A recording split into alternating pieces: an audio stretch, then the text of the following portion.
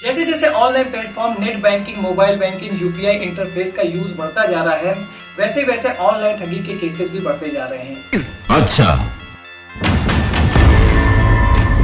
Hello दोस्तों, नमस्कार। आजकल ऑनलाइन फ्रॉडस्टर नए नए तरीकों का यूज कर रहे हैं आम जनता को बेवकूफ बनाने के लिए। आज की वीडियो में हम ऑनलाइन फ्रॉड के जिस रियल केस की केस स्टडी को समझने वाले हैं, वह टीवी जगत के एक मशहूर एक्टर से जुड़ा हुआ है।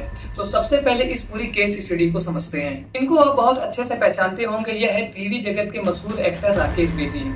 राकेश बेदी के साथ भी कुछ दिन पहले ऑनलाइन फ्रॉड हुआ था। इस केस में उनके 80,000 रुपए की ठगी हुई थी। वो ठग। लेकिन इस बार ऑनलाइन फ्रॉडस्टर ने उनको नहीं बल्कि उनकी धर्मपत्नी को ऑनलाइन फ्रॉड का शिकार बनाया।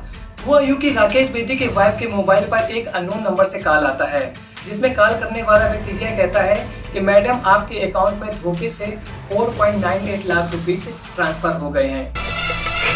आप प्लीज इन पैसों को वापस कर दीजिए, मुझे इन पैसों की बहुत ज्यादा जरूरत है। मैंने अपने पड़ोसी से कहा था कि इन पैसों को इस अकाउंट में ट्रांसफर कर दीजिए, लेकिन उसने धोखे से आपके अकाउंट में ये पैसे ट्रांसफर कर दिए हैं। ये पैसे ट्रांसफर एक डिजिट की गलत होने की वजह से हुआ है। इस प्रकार का बहाना बना करके ऑनलाइन फ्रॉडस्टर ने बड़ी आसानी से उनको अपने चंगुल में फंसा लिया। इसके बाद कॉल करने वाले व्यक्ति ने आगे यह कहा कि आपके मोबाइल में एक रिवर्स ट्रांजेक्शन का ओटीपी आया हुआ है, यानी कि यदि आप आपके अकाउंट में आए हुए पैसों को मुझे वापस करना चाहते हैं तो आपके मोबाइल में आए हुए ओटीपी का मुझे प्लीज बता दीजिए। अब राकेश बेदी जी की धर्मपत्नी यहाँ पर गलती कर गई और उन्होंने बिना किसी को बताए हुए इस ओटीपी को उस व्यक्ति के साथ शेयर कर दिया। जैसे ही उन्होंने ये ओटीपी शेयर किया, उस व्यक्ति ने कहा कि मैडम, आप फोन को काट दीजिए, थैंक यू। शिट। और इसके बाद उनके अकाउंट से 5 लाख रुपए का अननोन ट्रांजैक्शन हो गया, यानी कि ऑनलाइन फ्रॉडस्टर ने उनको 5 लाख रुपए का चूना लगा दिया। बाद में राकेश बेदी जी ने अपने साथ हुए ऑनलाइन फ्रॉड की कंप्लेंट को दर्ज कराया। अब आप इस पूरे केस को समझ गए होंगे। अब आप इस केस के उन पॉइंट्स को डिस्कस करेंगे जिन्हें हमें समझना बहुत ज्यादा जरूरी है। पॉइंट नंबर 1, किसी व्यक्ति ने आपके अकाउंट में इतना बड़ा अमाउंट कैसे ट्रांसफर कर दिया। पॉइंट नंबर 2, यदि आपके अकाउंट में इतना बड़ा अमाउंट आ गया है तो बाल अब आपके कोर्ट में है। आपको पैसे वापस करने हैं या नहीं, ये आप डिसाइड करेंगे, ना कि वह व्यक्ति डिसाइड कर जिसने आपके अकाउंट में ये पैसे ट्रांसफर किए हैं। पॉइंट नंबर 3, यदि कोई अननोन ओटीपी आपके मोबाइल पर आया है जिसको आपने क्रिएट ही नहीं किया है। और एग्जाम्पल, जब किसी ऑनलाइन साइट पर आप खरीदारी करते हैं तो अपनी खरीदारी को कंफर्म करने के लिए आपके मोबाइल पर एक ओटीपी आता है, जिसको फीड करने के बाद आपने जो सामान खरीदा है वो कंफर्म हो जाता है कि हाँ, आपके द्वारा खरीदा गया सामान अब आपको मिल जाएगा।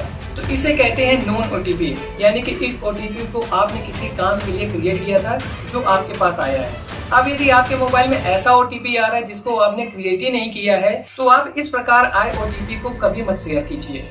अब आप इस प्रकार के फ्रॉड केस से अपने आप को कैसे सुरक्षित रख सकते हैं, इसके लिए अब हम कुछ छोटी मगर मोटी बातों को डिस्कस करते हैं। जब भी आपके मोबाइल नंबर पर किसी अननोन नंबर से यह कॉल आती है कि आपके अकाउंट में धोखे से इतना पैसा ट्रांसफर कर दिया गया है, तो आप इस बात पर आंख बंद करके विश्वास मत कीजिए। सबसे पहले अपने अकाउंट की डिटेल्स को चेक कीजिए, उसके बैलेंस को चेक कीजिए, क्या आपके अकाउंट में ऐसा ट्रांजेक्शन हुआ है या नहीं हुआ है। यदि इस प्रकार का ट्रांजैक्शन नहीं हुआ है तो यह कॉल फर्जी है, इसको आप तुरंत कट कर दीजिए।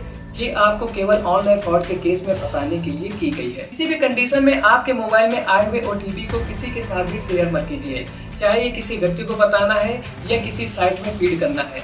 ऐसी गलती आप जैसे ही करेंगे आपके अकाउंट में पैसे तुरंत कट जाएंगे और वो पैसे कहाँ जाएंगे ये किसी को भी पता नहीं चल पाएगा।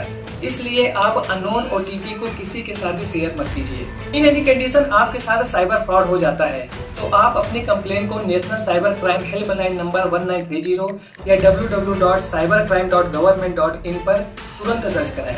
साथ ही अपने बैंक जहां पर आपका अकाउंट है और नियरेस्ट पुलिस स्टेशन में भी अपनी कंप्लेन को जरूर दर्ज कराएं।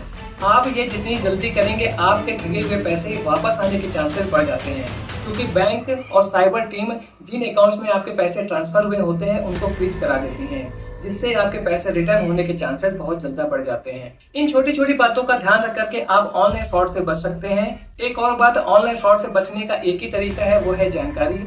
आप अपनी जानकारी को बढ़ाते रहें, साइबर सिक्योरिटी के टिप्स को हमेशा जानने की कोशिश करें, सावधान रहें, सुरक्षित रहें। मिलते हैं ऐसे एक और नए इंफॉर्मेटिव वीडियो में, तब तक के लिए थैंक्स फॉर वॉचिंग।